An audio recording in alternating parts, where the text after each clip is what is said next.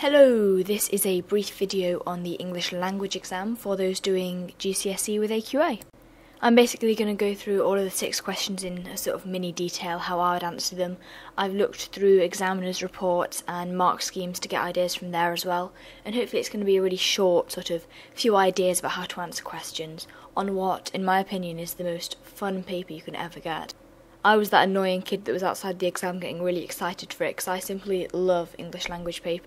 You get 2 hours 15 for the paper, so quite a lot of fun there, and I'd say in the first 10 minutes you want to have read through the questions, particularly focusing on the questions at the end of the paper, so questions 5 and 6, and hopefully as you're writing the rest of the paper or your other answers, you're going to have ideas in your head forming over what you want to write for questions 5 and 6. Then you're going to read through your articles, your various texts. If you've read the questions in advance, you'll know what you're going to have to write about each one, so you know that for article 1 or text 1, or whichever one they've told you to write about for the what do we learn question, just go through, underline the facts, underline all that sort of thing as you're reading through it. It just saves you so much time later rather than having to go back and read through it again. If you've underlined what you want, it saves you a lot of time.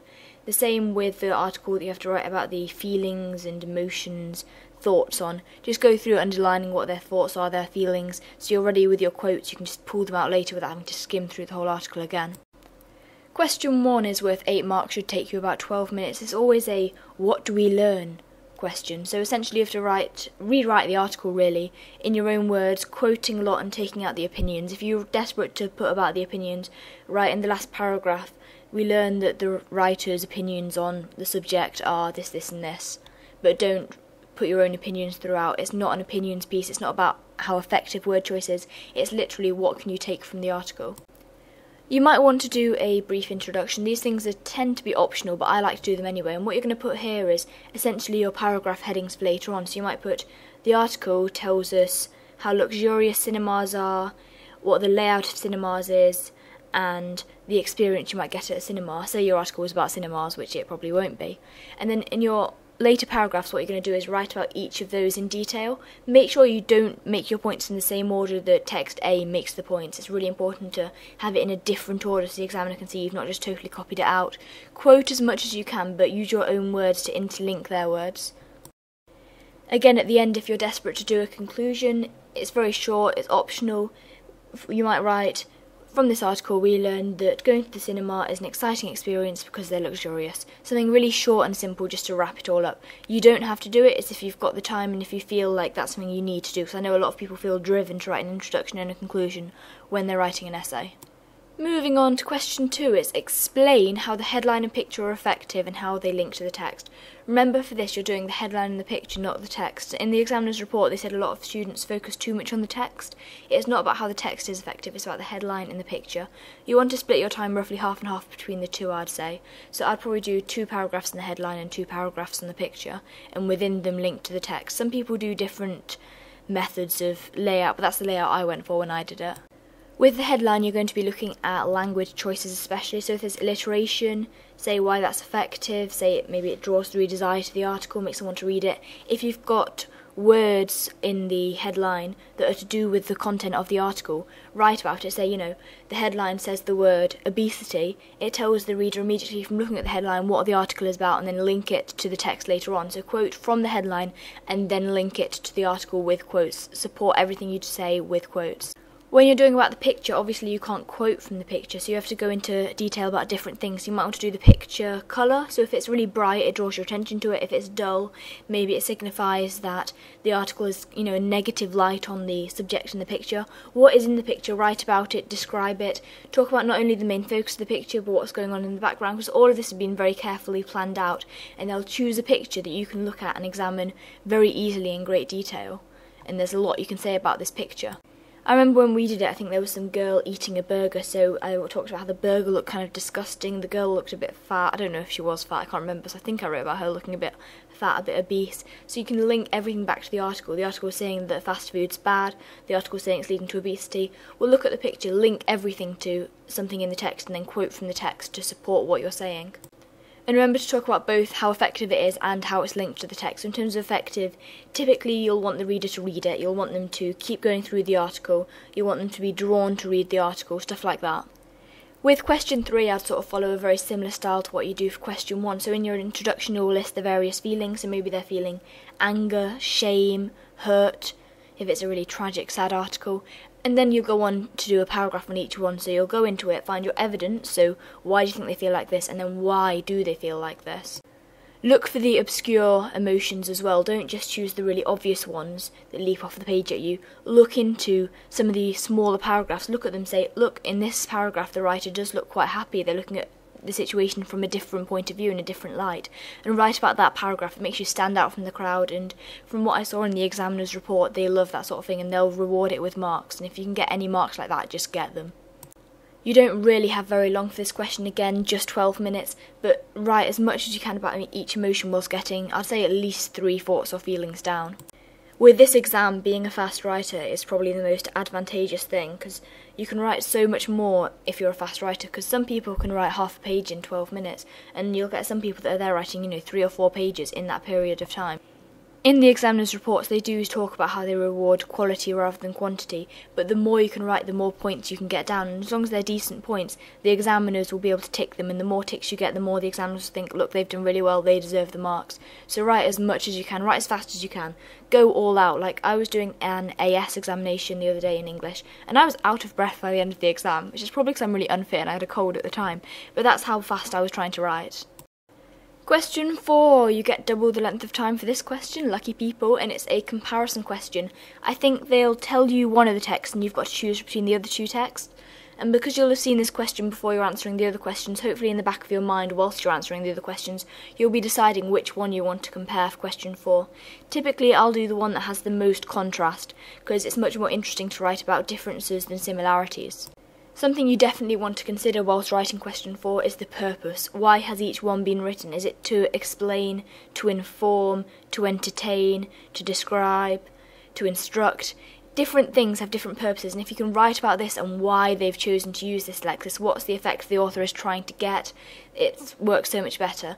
Things to compare, lexis is the big one, grammatical choices, but typically lexis, the words they've used, how they've used them, that sort of thing. I know that a lot of people like to focus on sentence length and type and paragraph length, and that is something that it is really important to focus on, but in the examiner's reports that I read, it said that they prefer it when people focus more on lexis, because a lot of students go off track and write too much about sentences and paragraphs, when what the examiners really want is the actual language itself, the lexis, the few words. Quote them, take an extended quote and drag as many words out as you can.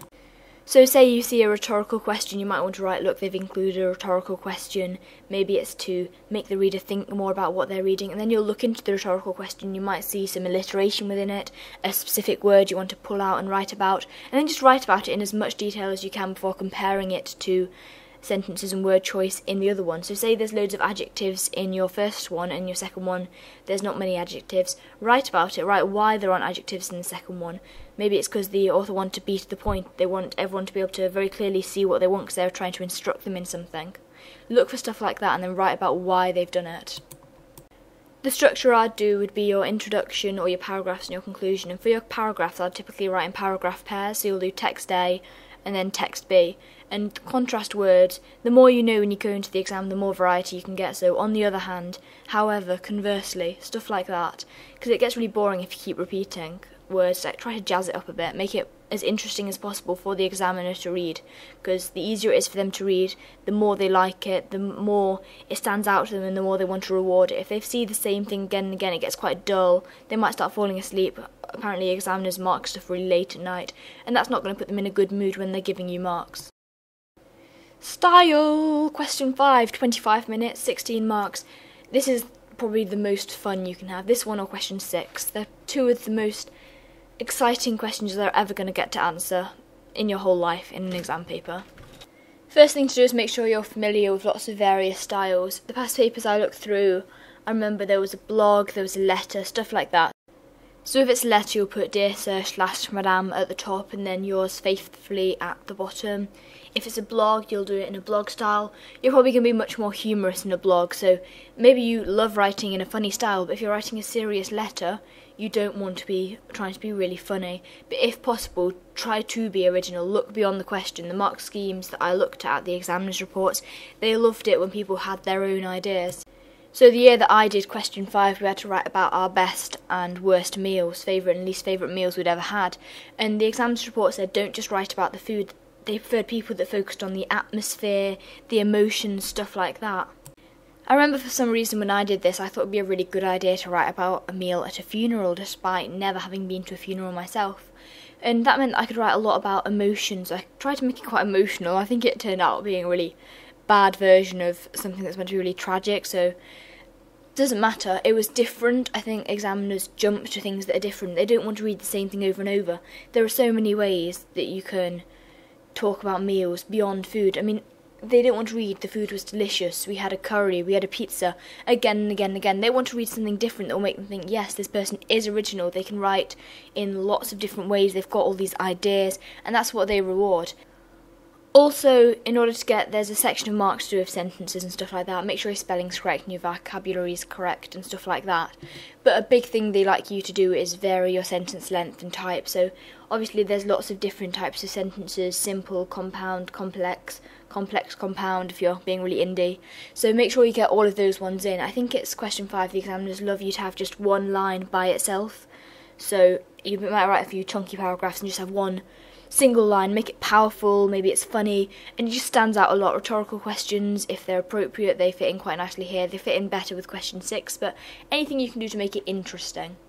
In terms of reaching for the top band, what the examiner said they loved was when people used a massive variety of vocabulary. They used lots of words, they used them correctly, and they challenged themselves. They looked for interesting words that stood out. It just makes them think, look, this article, this piece of writing, whatever it is clearly well written. So don't just use words that are very bland and basic. Try to use lots of variety. Use longer words, use interesting words, quirky words, anything that makes your thing stand out.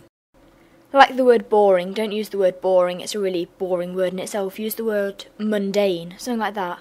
That's what examiners love. Don't make it really over the top. Make sure it fits in with your flow and your style. But that's what the examiners look for when they're trying to give top band marks. And if you want to get a good grade, you're going for your top band, make sure you have as much variety and vocabulary types as possible. If you write a lot anyway, you probably don't need to think about it. You'll just write them anyway.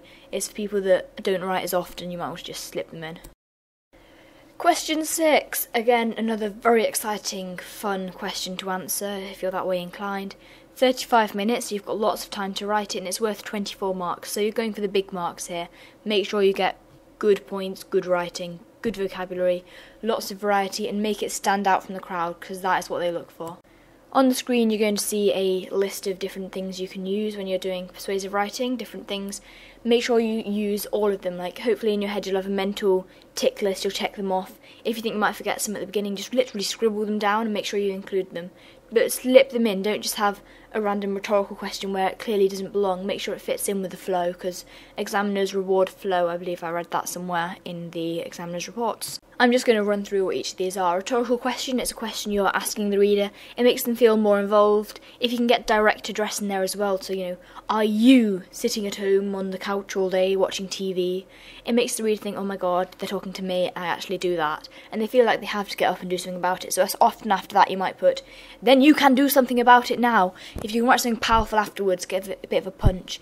Get something like that in there. Rhetorical questions are a must. The more rhetorical questions, the better. To an extent, obviously, sometimes it's just a bit ridiculous with the rhetorical questions. But if you can get a few in your writing, definitely, the examiners love it. Statistics, make them up on the spot, out of the top of your head. I remember when I was doing it about obese people, I was like, 80% of people that don't have regular exercise when they're younger die before they reach 50. I've got no idea if that's true. Hopefully it isn't true, because I don't think I do that much regular exercise. But I don't do any regular exercise. But honestly, they don't care. As long as you've made it up, it's good. Get a few varieties. You might do 80% or a survey of people suggested or a scientific report. Anything like that makes the article immediately seem more real, more true to the reader, and they're more likely to believe in it. Emotive language is anything that can connect with the reader on an emotional level. It makes them feel an emotion attached to it. So say you are writing about fat people, you might write about something emotional about how they feel blocked out from society, and make sure your language is true to that, like isolation. Just any word that make people think about their own emotions, that's a good way to link that one in.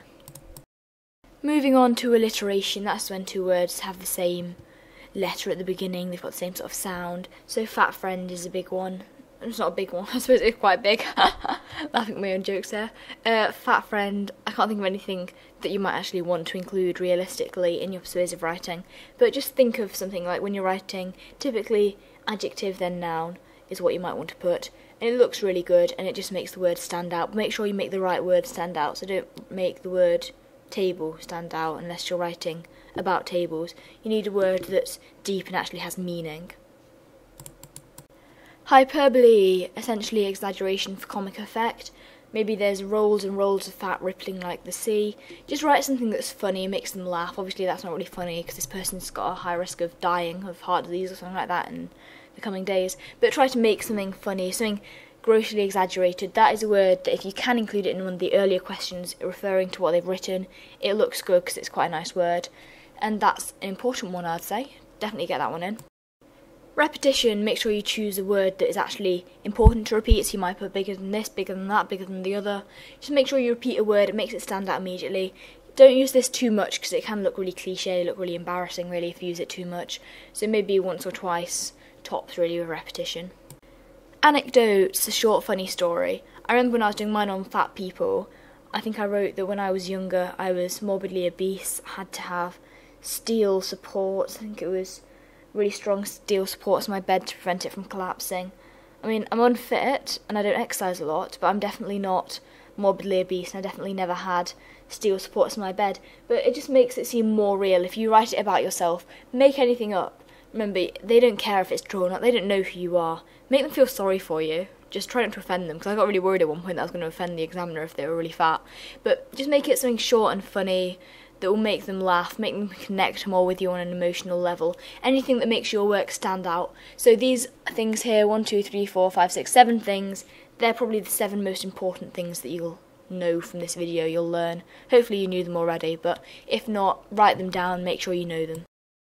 If you've been using the times as I've suggested throughout this, you should have about 5 minutes at the end to check. I'll probably focus most of the time on the last 2 questions because they're the big ones where the big marks are for grammar and spelling and stuff like that. Just skim through it, because I remember when I did, I skimmed through and I used the wrong there. I was like, this is really embarrassing, I need to change that. So it's just small things like that that hopefully you're going to pick up. If you've got even more time, go read back through the first 4 questions as well. Hopefully this video has given you a bit of an insight into how to answer the 6 questions in your English language exam. Best of luck with the exam. I'm quite jealous that you're taking it because I would love to be sitting it again. It's the most fun exam. I keep saying that, but it really is. Hope you have a lovely day. Goodbye.